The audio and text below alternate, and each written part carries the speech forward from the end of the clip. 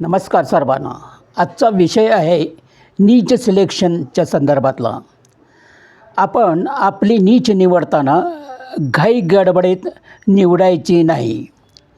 शांत डोक्याने विषयाची प्रथम क्लॅरिटी घ्यायची व त्या विषयाचे सखोल ज्ञान प्राप्त करून सातत्याने त्यावर काम करायचे.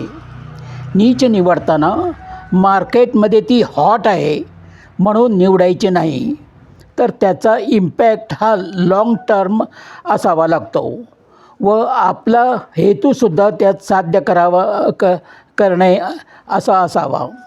तसेच आपल्या जीवनात ज्या विषयाची माहिती आपल्याला आहे व त्यात आपण तरबेज आहोत आणि त्याद्वारे कुणाचा तरी प्रॉब्लेम सॉल्व करू शकतो, अशी नीच ती आपण निवडायची असते. विषयाची माहिती ही स्पेसिफिक टार्गेट ऑडियन्सशीच शेअर करायची किंवा शेअर केल्यास ती उत्तम, म्हणजे त्याचा रिझल्ट तो त्वरित प्राप्त होतो. तसेच तुमच्या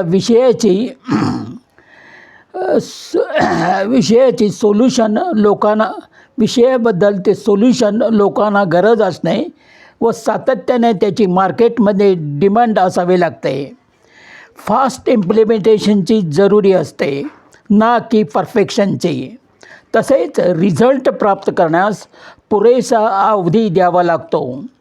लगेच इन्स्टंट रिझल्ट मिळत नसतो आणि निराश होऊन नीच वरचेवर बदलून प्रयत्न करणे हे टाळावे.